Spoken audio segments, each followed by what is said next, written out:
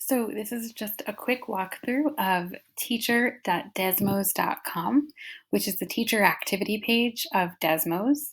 Desmos are interactive online lessons that really allow your students to work at their own pace. You can freeze pacing if you want to just have them do a couple problems, or you can open it up so that students can carry on at their own pace. But it's really a wonderful extension of Desmos, which originated as a graphing calculator. I'll do another video on that. But for now, I want to walk through the really fun lessons that Desmos has to offer, and I'll start with my favorite one, which is called Click Battle. And so what you're seeing right now is the screen that I might display either virtually in my classroom if I'm teaching, or I'll just copy and paste this link or just share that code with my class in my learning management system in Google Classroom or Schoology, wherever you're posting your work. And so the students will go ahead and do that. And what you can see from there is all of your students in the class. And you'll notice this really fun feature that all of my students have been anonymized. And I think if you Google some of those names, you'll see some really interesting facts about those people who are some living, some not. But I won't give away the surprise. You might know by seeing some names yourselves already.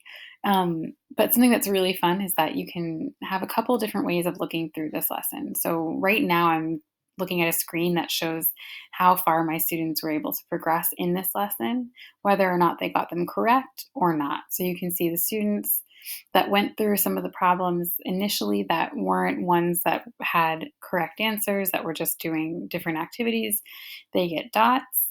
And then once it starts asking questions that have correct answers or multiple correct answers, it recognizes whether or not a student was correct or if they completed it.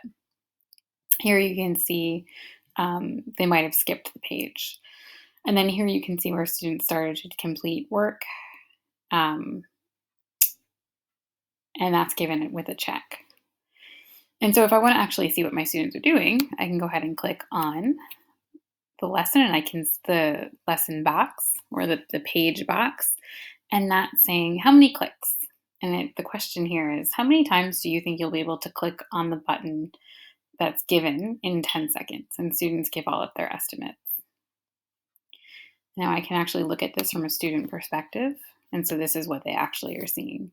So it says on the next screen, you'll see a blue button similar to the Share to Class button shown below.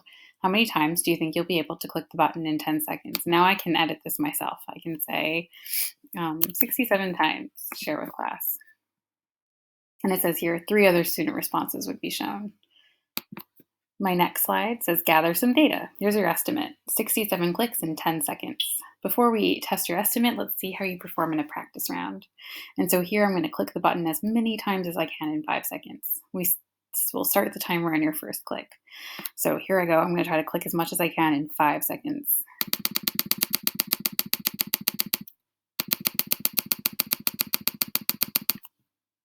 I think there was a little bit of a lag there, but it looks like I was successful with 37 clicks. I'm pretty happy with that. And so if I clicked that button 37 times in 5 seconds, based on what I know, what would be my new estimate? Now, this is a great way to really ask the question that eventually we're going to be getting to in thinking about proportionality. But it also is asking it in a way that students might not necessarily feel pressure. So they might say, well, I can estimate, and I say if 37 is done, if I'm doing it 37 in 5 seconds, well, I'll multiply that by 2 for 10 seconds, right? And so I might say 74.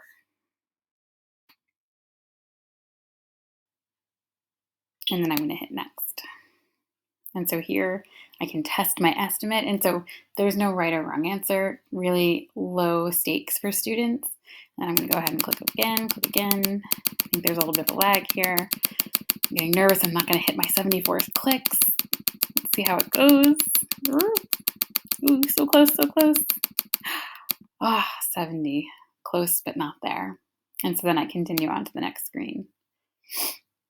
And so then here I'm given some rates. And so this is really looping into a lesson on unit rates and proportionality. And so it's really wonderful that it gives students that hook, and then really kind of pulls them in to start doing some of interactive math. And now I can flip back and forth. I can have my teacher screen where I can see all of my student responses in a really neat package. I can see a summary, which is what we started with. And then snapshots are just where I'm able to actually take a picture and share that with my class. So if I see something that I really like that students are doing, I can go ahead and do that, which is pretty fun. One of the other features you have is pacing. So if I wanted to lock in, or let's say that I wanted to assign this before we started a synchronous class, or I wanted to assign the first 5 slides or 5 parts of this lesson as a warm up while students were coming into the classroom. I'm going to set my pacing so that we start here, and I want them, I'm getting a little stuck. There we go. I can hit shift and select all. So let's say that I want to just leave those 4 screens, and I can restrict that. So now when my students are working through this, they aren't going to be able to go beyond screen 4. If I think that enough students are ready to go, but I'm still trying to pace, I can drag this over and I can extend this. And I can extend to the next couple slides. Or I can just hit the plus sign. And I might decide that I don't want to have any pacing at all, and that takes it away. So really great feedback, great for formative assessment, great to give students an activity that's interactive, an overall fantastic tool to have in your belt of digital tools for your classroom. Thank you.